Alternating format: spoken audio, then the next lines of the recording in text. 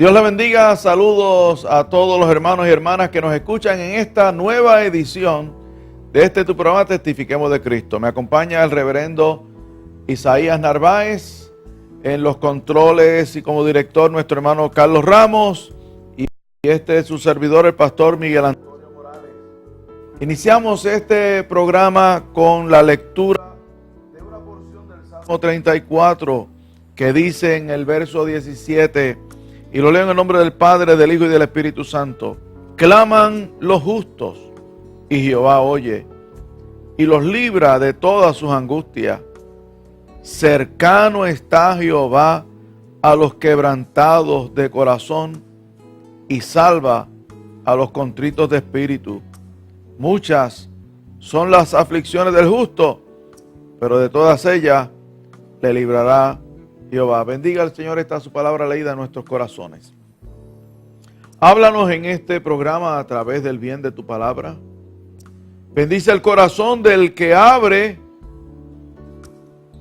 a la experiencia de la palabra y a recibir lo que tu misericordia y tu gracia tengan a bien en esta tarde y en esta noche. Bendice, oh Señor, a Puerto Rico. Te lo pedimos esperando que tú tengas de todos nosotros misericordia en Cristo Jesús. Amén. Pues vamos a dar inicio a este programa con la sección del reverendo Isaías Narváez. Vendimia. Adelante, Isaías. Gracias, pastor. La semana pasada estuvimos dialogando sobre el caso de Pedro y Cornelio en Hechos 10. Y la lectura y el incidente se trajo porque queríamos demostrar cómo a veces los que sirven a Jesús desde ciertas posiciones proyectan a veces unas ideas, actitudes que no guardan relación con el modelo que Jesús dio en su persona y en sus enseñanzas. Y este caso lo trajimos porque Pedro, siendo un apóstol tan importante, lográndose tantas cosas buenas en su ministerio, como mencionamos, conversiones, sanidades y hasta resurrecciones, tenía una actitud hacia un gentil que era cristiano, pero Pedro se amarró a una creencia que surgió en los inicios de la iglesia, de que Cristo era judío, nació en la tierra, vivió, enseñó y murió ahí. Y cualquiera que viniera de otro lugar, otra raza, un gentil, pues tenía que practicar costumbres y tradiciones del judaísmo, como la circuncisión y guardar el sábado. Y entonces le estaba aplicando eso a Cornelio sin tener la dirección del Señor. Nosotros mencionamos cómo Dios se le apareció a Cornelio y lo ministró, el ángel, y cómo Pedro en la azotea recibió también una revelación. La palabra que se usa es éxtasis, que tuvo un éxtasis, porque se usa en el griego para demostrar que uno va a cambiar la forma. Cuando tiene esos éxtasis, la forma de pensar normal que uno tiene, la va a reemplazar por la que se revela, que es la divina. Y en este caso eso fue lo que le sucedió a Pedro, que con esa revelación del Señor, pues obviamente él mismo confiesa, cuando llega a la casa de Cornelio, que a él la religión le mostró una cosa, de no acercarse a un extranjero ni juntarse, pero Dios le indicó otra, le mostró otra. Hace 300 años atrás, más o menos, habían creyentes en Jesucristo, blancos, que habían aprendido, esto es triste decirlo, pues la verdad, habían aprendido que para ser creyente había que ser blanco. Sí. Y que ellos tenían la prerrogativa de esclavizar. Con la bendición de Dios pensaban ellos. Exactamente. A los que... Ahora, Imagínate tú, si era difícil para un gentil hacerse judío, imagínate tú, una persona de color hacerse blanca. Entonces, le ponían esa traba a ese ser humano. Justificaban la esclavitud con un credo bíblico que no era real. Que no era real, no era real. Y de hecho, aún las hay. Yo estuve una vez en una iglesia con 2 o 3 personas que fueron y me llevaron. Y yo notaba que a las personas que no eran blancas, o las de tez blanca, la mandaban para otro lado. A ustedes toca allá en aquel templo, decían. Y yo me preguntaba, ¿cómo es posible que una persona que sirve al Señor, sabiendo que Dios no hace acepción, y lo dice aquí mismo en este texto, está aquí en esta misma lectura, estén haciendo acepción de personas aquí en la tierra? Entonces, por eso traigo el punto, Isaías. ¿Qué hace falta para que un ser humano cambie en ese tipo de percepción? Para mí, Michael, yo lo voy a decir de todo corazón. Ni Cristo entró bien a su corazón, ni el Espíritu Santo. Muy bien. Porque si Jesús hubiese entrado a su corazón, Jesús no tuvo discrímenes contra nadie cuando la religión los tenía. Quiere decir que si el Espíritu Santo se revela a la iglesia y entra el corazón que la forma, tiene que entrar confirmando el modelo de Jesús. Entonces, como si Jesús no discriminó, yo voy a discriminar. Porque como yo comenté aquí, no se dirigió Jesús a la casa del centurión de Capernaum sabiendo que estaba prohibido ir. Y se dirigió a sanarle al siervo. Porque este, que es el predicador, no quiere acercarse a Cornelio. Muy bien. O no quiere recibirlo si no se circuncida para bautizarlo. Entonces, aquí lo que estábamos tratando era trayendo estos casos para que vean que el que está asumiendo esta actitud no es un incrédulo, no es una persona que está cuestionándose siempre, no, es una persona que entiende que el Señor le dio unas llaves para dirigir un ministerio. Y entonces como que lo está dirigiendo a la manera que él lo concibe en ciertas áreas y no como el Señor se lo dio. Estabas diciendo del éxtasis y yo te interrumpí. Sí, que esta experiencia que narra, que Pedro subió a la azotea.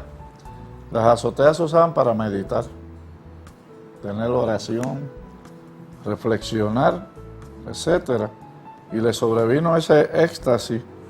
Y yo estaba comentando que en esos éxtasis la voz celestial que habla va a reemplazar a la humana, ¿verdad? Quiere decir que ahí tiene que haber un cambio. Y se notó, porque después del éxtasis vamos a tener un Pedro diferente, que reconoce incluso los errores que cometió su religión con él, que lo enseñó a marginar, a llamar común a hombres extranjeros. Y ahora resulta que la voz que le habla dice que no haga eso.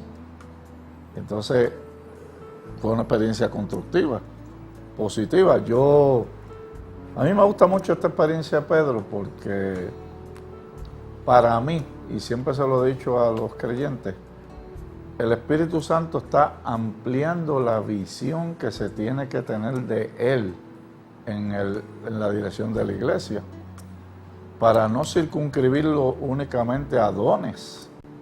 Porque la gente habla de Espíritu Santo y enseguida piensa hablar lengua. Yo no tengo nada contra eso, amén, es del don. Profecía, sanidades, todo eso es de la Biblia, es del Señor. Pero, ¿qué usted me diría si usted cree y practica y dice que tiene el don de lengua y usted tiene perjuicio? Pedro la hablaba, predicaba, se sanaba a la gente y tenía prejuicio. ¿Usted cree que usted puede permanecer así en Cristo, dejando que el Señor lo use con unos dones, pero manteniendo esa actitud? Esto es lo que le está diciendo este texto. Tarde o temprano, si tú por tu voluntad no lo haces y no te convence en tu relación con Cristo que tienes que mejorar y cambiar, el Espíritu Santo te va a dar el momento para que cambie. Quiere decir, eso. tú estás diciendo algo muy importante porque hay personas que se creen que cuando se convierten ya todo terminó, alcanzaron la perfección. Y hay otros que creen que cuando reciben el bautismo del Espíritu Santo ya todo terminó. No hay espacio para madurar ni para cambiar. Exacto. Y Pedro aquí demuestra todo lo contrario. Claro. Yo me he tropezado con casos que me han dejado boquiabierto, porque predicando en una iglesia sobre el perdón, hubo, ¿verdad? Una vez yo terminé la predicación, hubo una manifestación, yo estaba todavía en el altar. Y vino una señora danzando, dando vueltas, y llegó donde yo estaba. Yo no voy a decir que el Espíritu no la llevó. Cuidado si la llevó para que yo le dijera lo que tenía que decir. Porque allí en el altar me confesó, ore por mí, que yo hablo lengua, pero yo odio a mi madre. Yo dije, espérate, ¿qué es lo que tú me estás diciendo? Que tú estás usando un don del Espíritu, pero no estás cambiando una actitud que el Espíritu trabaja en uno, que es perdonar. Si el Señor te dio el Espíritu de Él y te enseñó en sus enseñanzas que Él perdona, que hay que perdonar al prójimo, y a tu madre tú no la puedes perdonar por algo que pasó, pues por favor, deja de danzar y modifica esa actitud para que entonces las lenguas tengan sentido, o los dones que quiera el Espíritu usarte, pero no empiecen a usar loca y desmedidamente las cosas sin modificar las actitudes o cambiarlas. Amén. Porque en la Biblia es más importante amar y perdonar que hablar lengua. Más importante. Porque si fuese el hablar lengua más importante que el amar, yo podía posponer el perdón y el amor para cuando me dé la gana practicarlo. No, las lenguas son del Espíritu, los dones son del Espíritu, pero Pablo incluso dice, si yo no tengo amor, vengo a ser como metal que resuena. Y hay iglesias que yo conozco que no han validado esto que estoy mencionando de Pedro aquí. Viven con prejuicios unos contra otros, a veces ni se perdonan ciertas cosas dentro de la congregación, pero quieren ministrar efectivamente en el Espíritu Santo. Y este pasaje nos sirve para traernos luz sobre estas cosas. Mira, tan importante fue esto, que hasta Pedro se puso humilde cuando Cornelio se le arrodilló. Y Pedro dijo, no, levántate, yo también soy hombre como tú. Entonces, se confesó que no estaba bien, reconoció que no estaba bien. El Espíritu Santo le enseñó eso. Oye, ¿me puede creer que después, en la misma presencia de Cornelio, delante de todos los que allí estaban, se puso a predicar? ¿Y sabe cómo empezó diciendo? En verdad comprendo que Dios no hace acepción de personas. Lo que tú estabas mencionando ahora. En el nombre de Jesucristo no se pueden ni asumir actitudes, ni hacer enseñanzas que no guarden relación con los principios que Él estableció. Porque no es en su nombre que lo estamos haciendo, es en la forma como yo estoy queriendo llevar mi vida cristiana e interpretar. A veces hay personas, Michael, pastor, que no han resuelto por dentro ciertos conflictos, cierta manera de pensar, y entonces cuando tienen relaciones con los demás, más que interpretar su relación a base de un cambio que Cristo ha hecho, tienen a Cristo, quizás lo conocieron, pero una cosa es la relación somera y artificial de que Cristo hizo eso, yo levanté la mano, me entregué, y otra es la entrega total. Y cuando tú tienes una entrega total al Señor y te sumes a Él, tú modificas todo, tus actitudes, tu manera de pensar, porque ¿qué es lo que cómo es que tú te realizas? Y dices, bueno, yo soy siervo del Señor, predico, canto, hago lo que sea en el nombre del Señor, y a mí el Señor me enseñó que hay que perdonar, me enseñó que hay que amar, que hay que hacer justicia, que hay que tener misericordia, y sigo sumando todo lo que Cristo me demanda, pues obviamente yo voy a proceder diferente a como me dicten mis deseos, mis caprichos, mis emociones. Y yo no voy a dejar que mis emociones estén por encima de los valores y los atributos de Dios en mí. Si yo tengo envidia, mira, perdóname que haga alusión a esto. Yo voy a ser sincero con esto. A veces, sin uno darse cuenta, comete errores de envidia y de celo con dones y otras cosas de las demás personas. Tú puedes celar a un predicador que predique mejor que tú, digamos, ¿verdad? O a un cantante.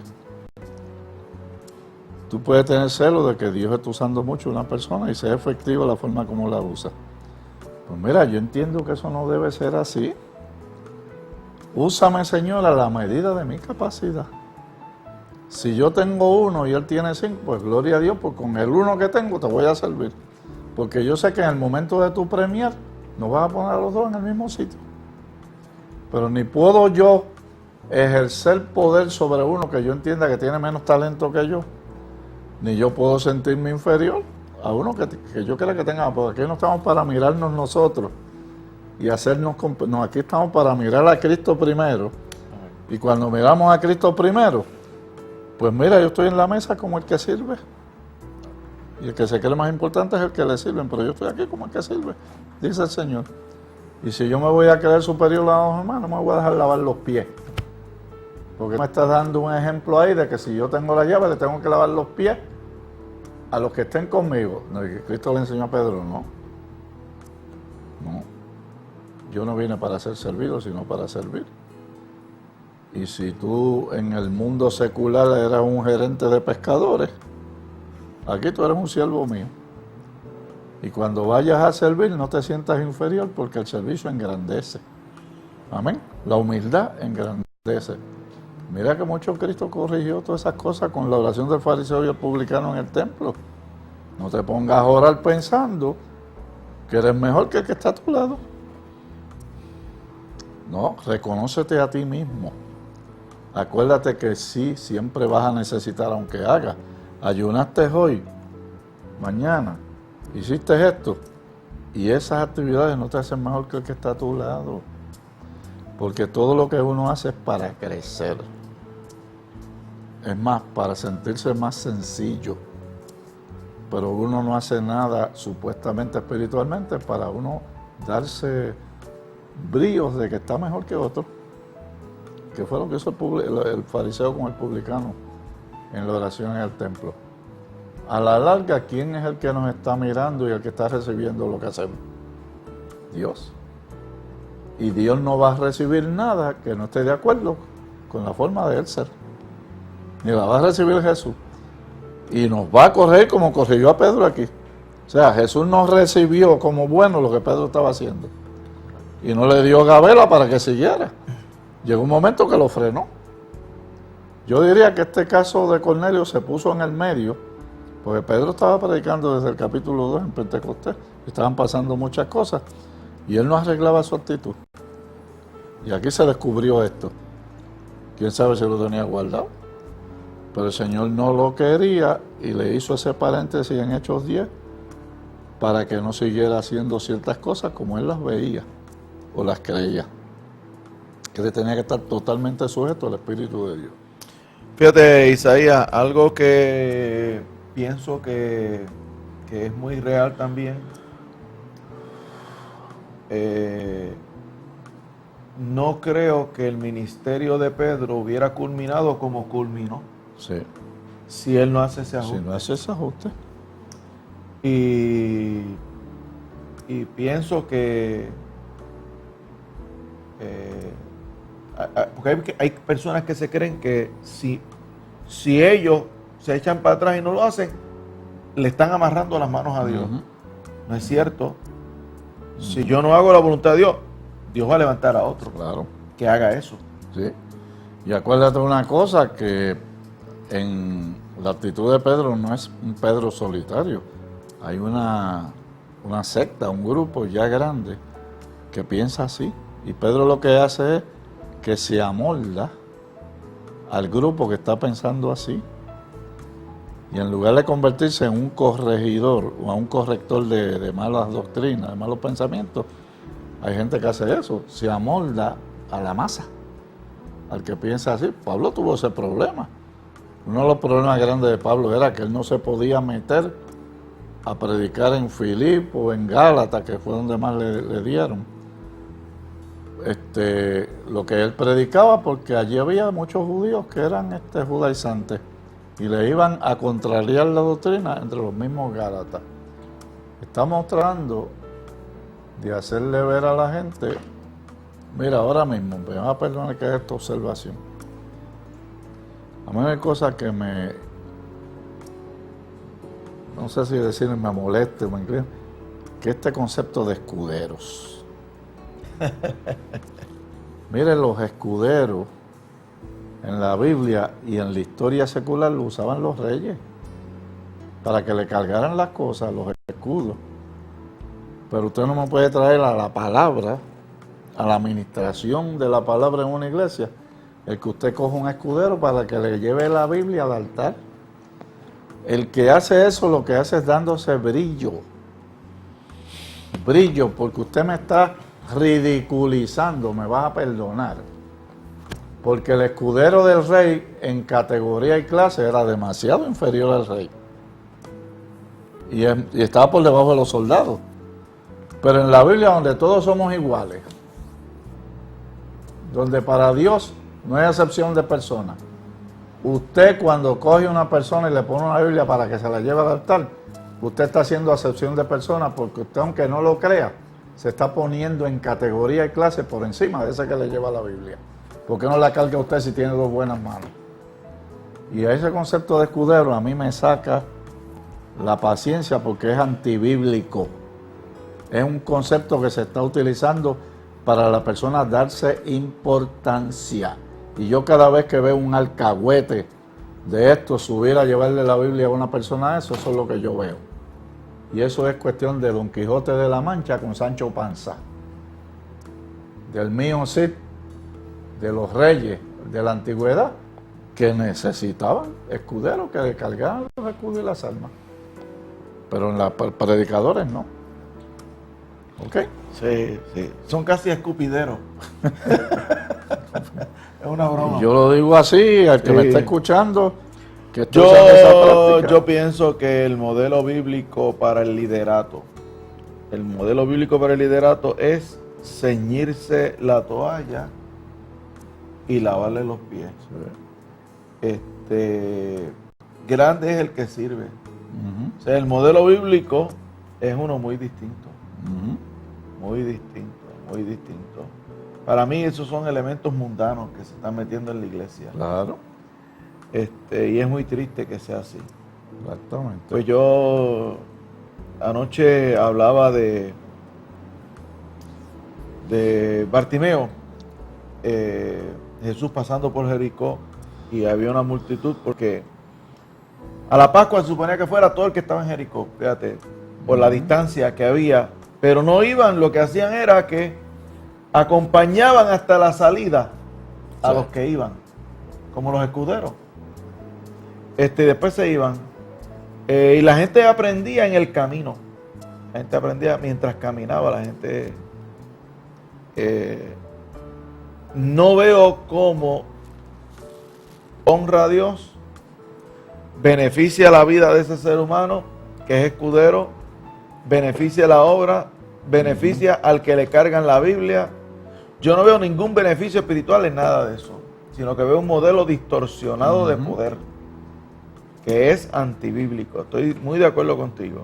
Muy de acuerdo contigo. Sí. Si usted toma, ¿verdad?, el sermón de Pedro, Dios no hace acepción de personas. Hay muchos textos bíblicos cónsonos con este texto que confirman eso, tanto en el Antiguo como en el Nuevo Testamento. Dice que al que Dios le agrada es el que le teme y le hace justicia. El que teme a Dios, ¿verdad? y le hace justicia. O sea, pongámoslo de esta forma. Hace una entrada Jesús al mundo,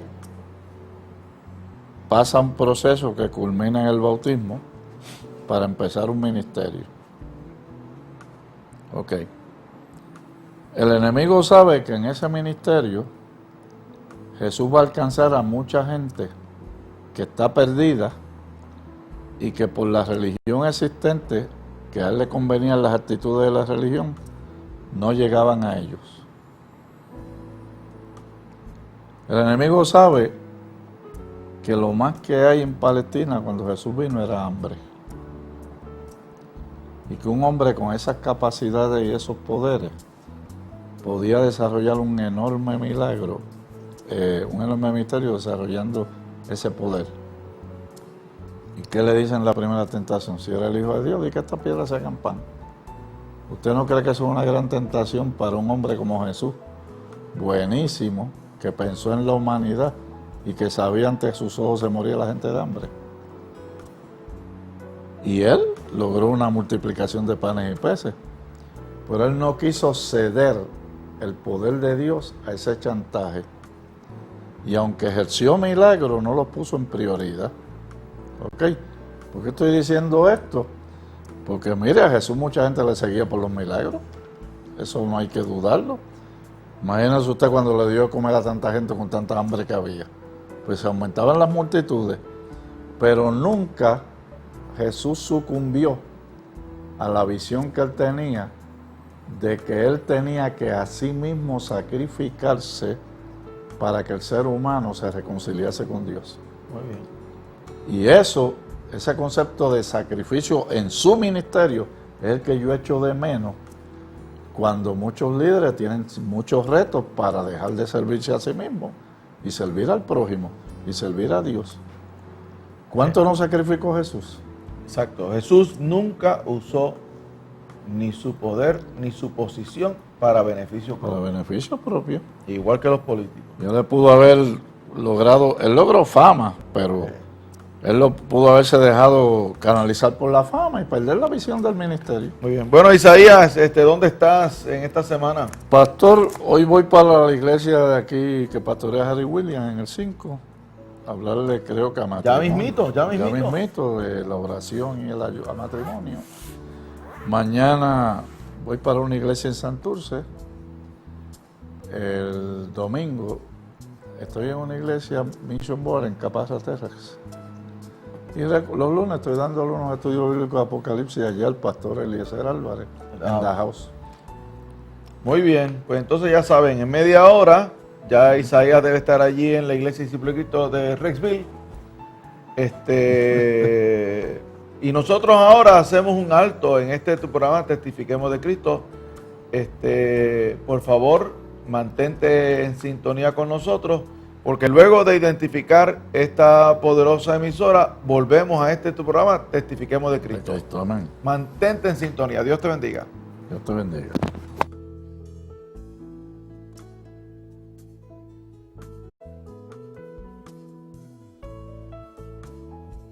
¿Estás cansado de luchar? Y has dicho, no puedo más, Señor. ¿Piensas que al decirlo es porque todo se derrumbó para ti? Pero quiero que sepas que el decir no puedo más, Señor, solo activa algo a tu favor. Que Dios pelee por ti. Tú pelea mis batallas, descanso en tu presencia, mi Señor. Yo me rindo por completo, traté de resolverlo, pero no pude, Dios. Tú me haces más fuerte cuando débil soy, pues tu palabra me dio vida en mi aflicción.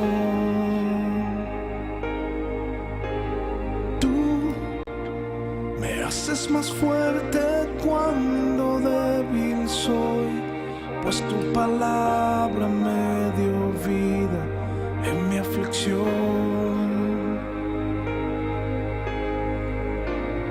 Hoy a ti cantaré,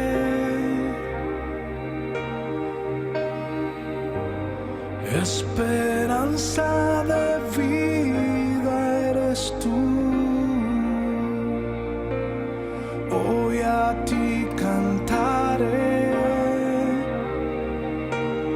mi salvación y mi refugio.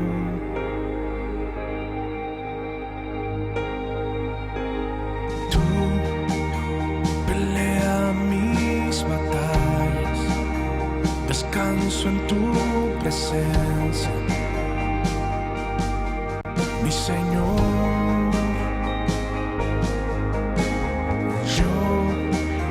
Me rindo por completo, traté de resolverlo, pero no pude, Dios.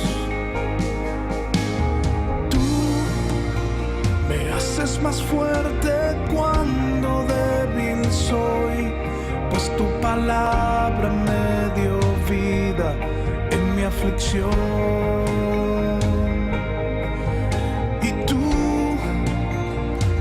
Es más fuerte cuando débil soy, pues tu palabra me dio vida en mi aflicción.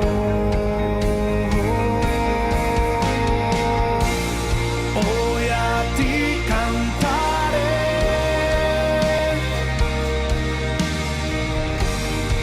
esperanza de vida eres tú. A ti cantaré, mi salvación y mi refugio, mi refugio, mi refugio. Hoy a ti cantaré,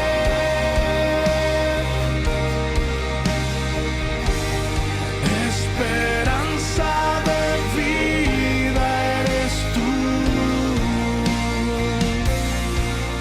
A ti cantaré, mi salvación y mi refugio, refugio. Tú pelea mis batallas, descanso en tu presencia, mi Señor.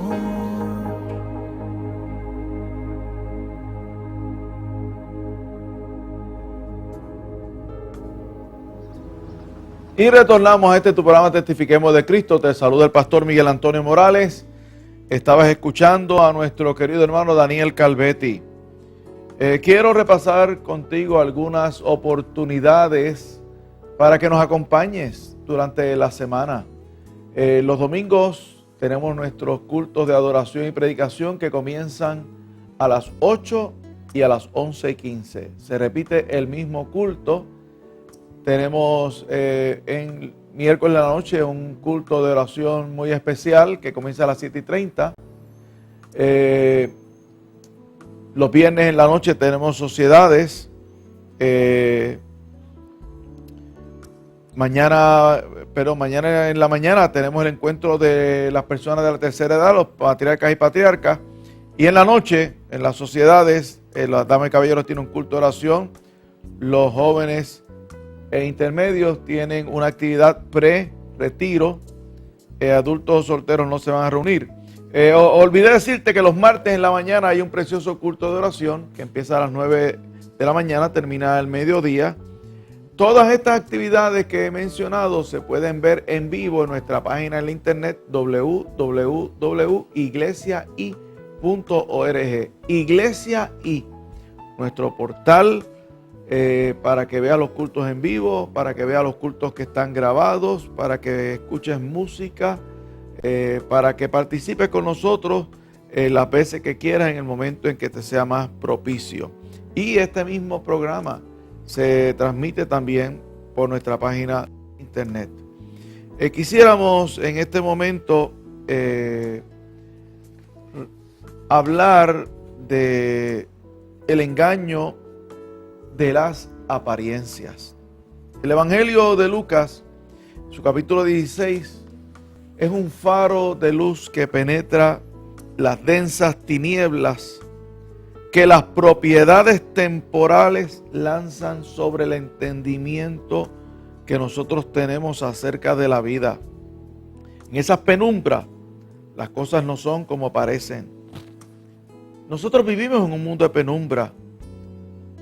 Tanto es así que nos parece razonable que un maestro de escuela elemental tenga que vivir con grandes limitaciones económicas, a la vez que es aceptable que un tirador de garnatás, conocido como boxeador, viva como rico.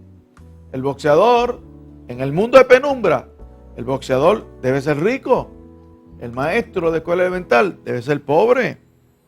En un mundo donde impera la penumbra de los bienes temporales, es más razonable que alguien con destreza para darle con un palo una bola, pelotero, sea rico, y la persona que nos cuida, el policía, sea pobre. Mire, todo el mundo acepta y ve como bueno que alguien que cante lindo, como ese bandido Justin Bieber, tenga dinero para votar, mientras los que salvan la vida a otro ser humano en un fuego o unos enfermeros en un hospital no tienen dinero para comer.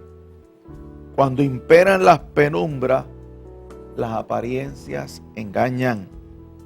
Lucas capítulo 16, el verso 13, Jesús dijo: ningún siervo puede servir a dos señores, porque o aborrecerá al uno y amará al otro, o estimará al uno y menospreciará al otro. No podéis servir a Dios y a las riquezas. Amados, hay que escoger. Lamentablemente vivimos en un tiempo en que la bendición de Dios se mide por las posesiones y las posiciones que tenemos. Lastimosamente, no son pocas las iglesias que así lo enseñan. La semana pasada en una librería cristiana miré con sorpresa la portada de un libro de un evangelista. La foto del evangelista destacaba su reloj más que cualquier otra cosa. Es que para muchos hoy en día la unción se mide por la ropa y los accesorios. Pero amados en el Señor, abre los ojos. Las apariencias engañan. En la parábola del rico y Lázaro, Jesús enciende una luz para discernir más allá de las apariencias. El rico podía entrar en el templo. Lázaro no, porque Lázaro era impuro. En la mente enferma del rico, él merecía tener dinero de sobra y Lázaro merecía ser pobre. Es más, en la mente enferma del rico, Lázaro era pobre porque no tenía fe. El culto al dinero, donde solo se sirve al yo, nos ciega a la necesidad del prójimo. El rico no le daba a Lázaro ni las migajas que caían de su mesa, aunque lo conocía por nombre y conocía su necesidad, pero no tenía compasión. Los cegados por las penumbras de los bienes temporales no ven las necesidades de otros y tampoco se ven como Dios lo ve. Cada vez que menosprecias a un ser humano, mírale bien el rostro, porque es posible que te pase como el rico y lo tengas que ver en el más allá.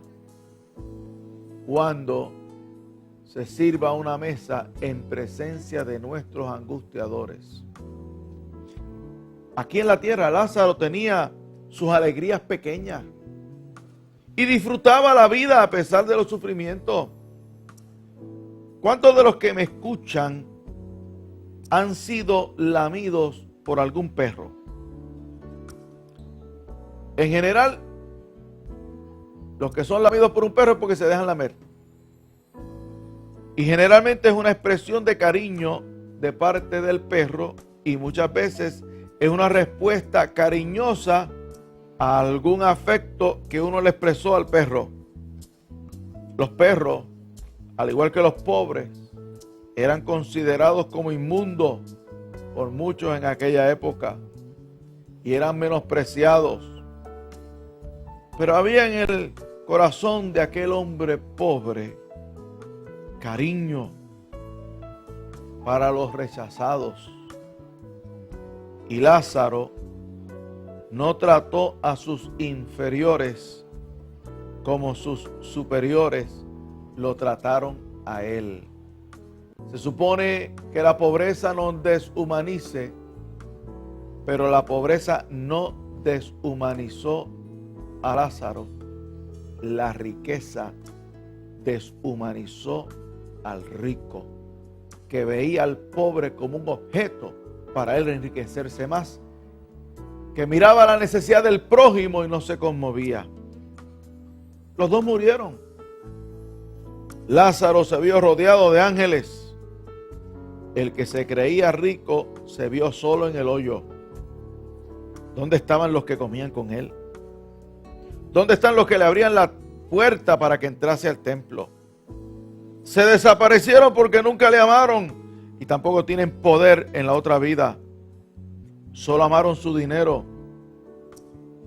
Yo tuve una experiencia una vez de estar en una funeraria solo.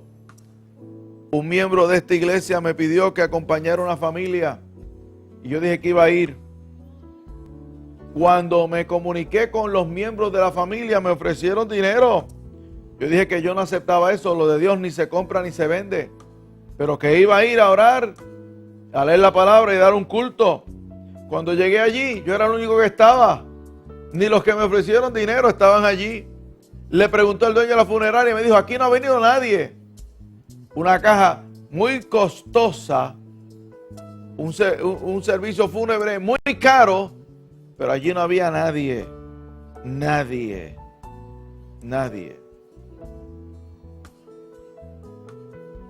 Pues murió Lázaro y el rico. Y de momento uno está abajo y el otro está arriba. Lo sé porque el rico tuvo que levantar su mirada.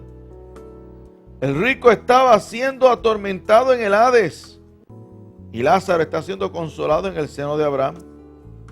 Ambos guardan recuerdos, tienen su mente enterita, pueden hablar, pueden escuchar. Hasta tiene sed el rico y experimenta tormento.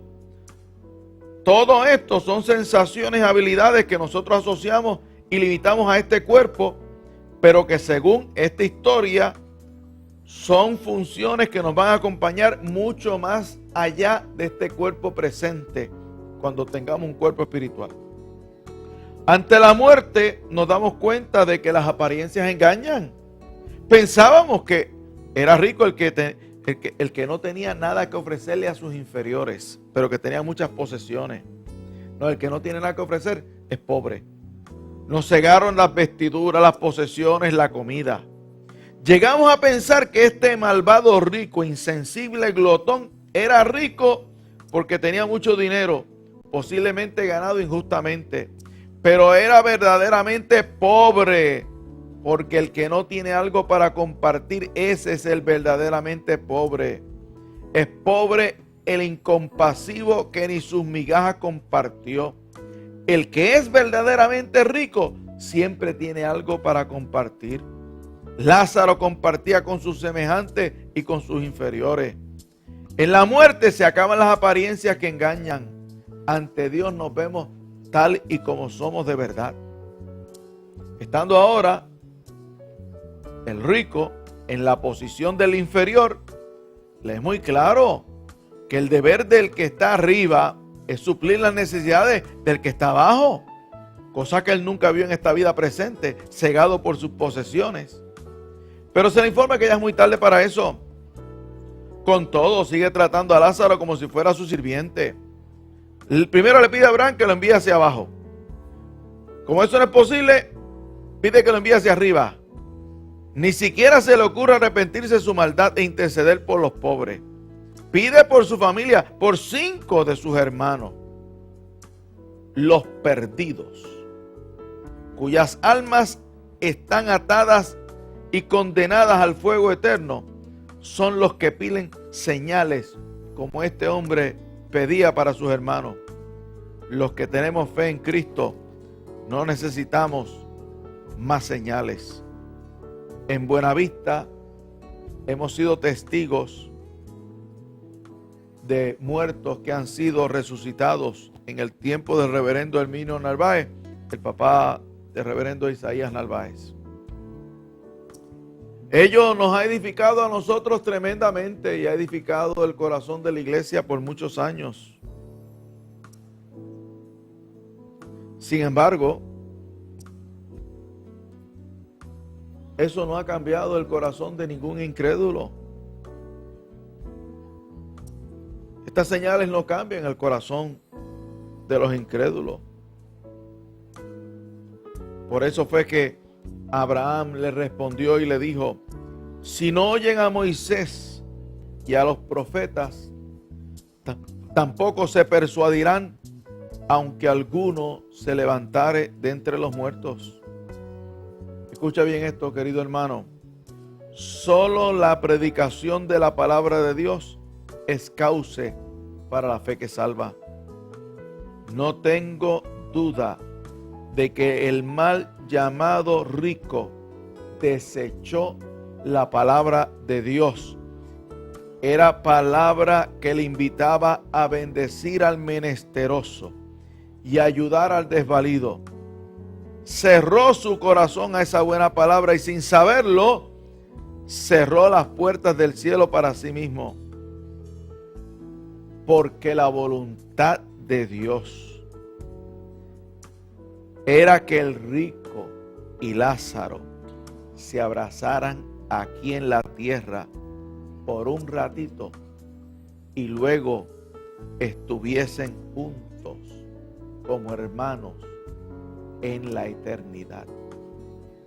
El deseo de Dios era que el rico se desprendiera de su ropa tan lujosa, se la quitara y se la pusiese sobre Lázaro y le dijese: Lázaro, cúbrete tu desnudez con mis vestiduras. Pastor, ¿cómo usted sabe esto? Porque cuando el hijo pródigo llegó donde el padre, andrajoso, hambriento y sucio, el padre no lo rechazó, sino que mandó a vestirle, a ponerle calzado, le puso anillo, sirvió la mesa. Y Dios espera que los que hemos sido perdonados actuemos así con nuestro prójimo también.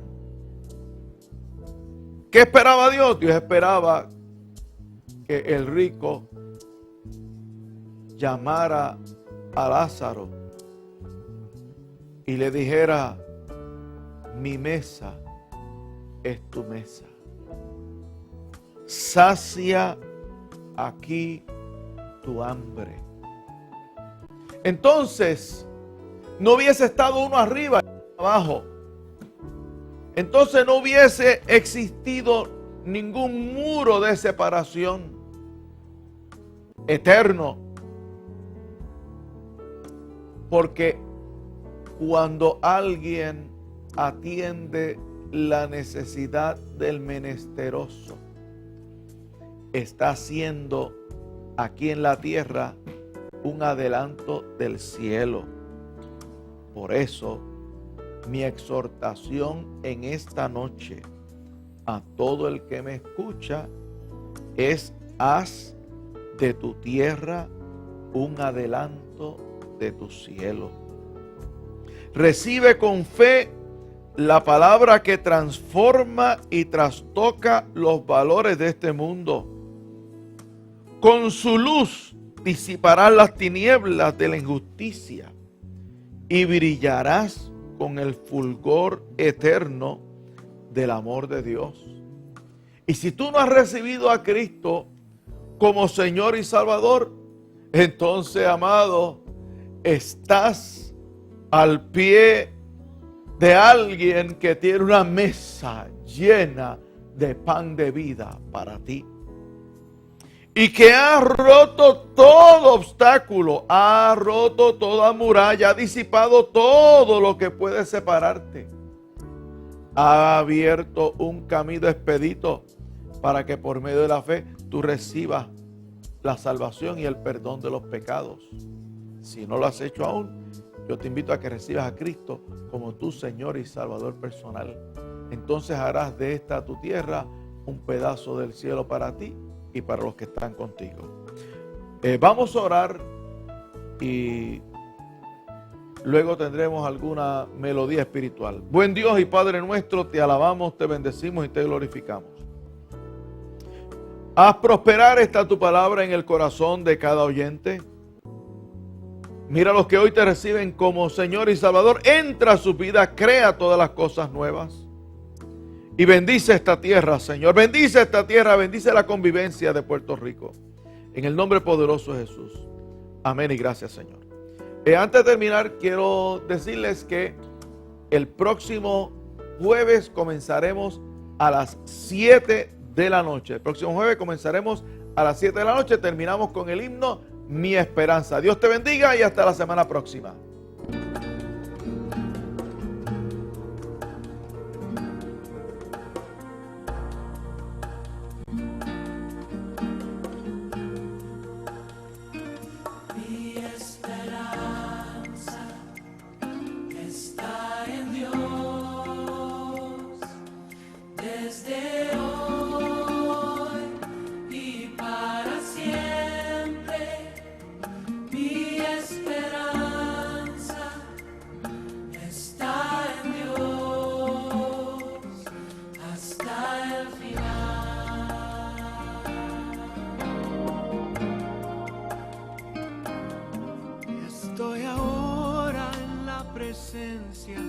Del Señor, el que sostiene todo con poder.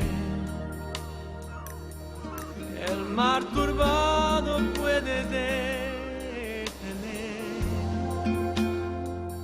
en sacrificio.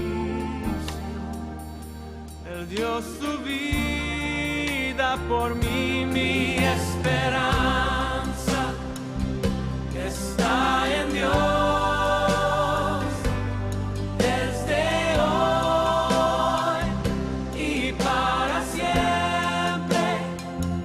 Mi esperanza está en Dios hasta el final.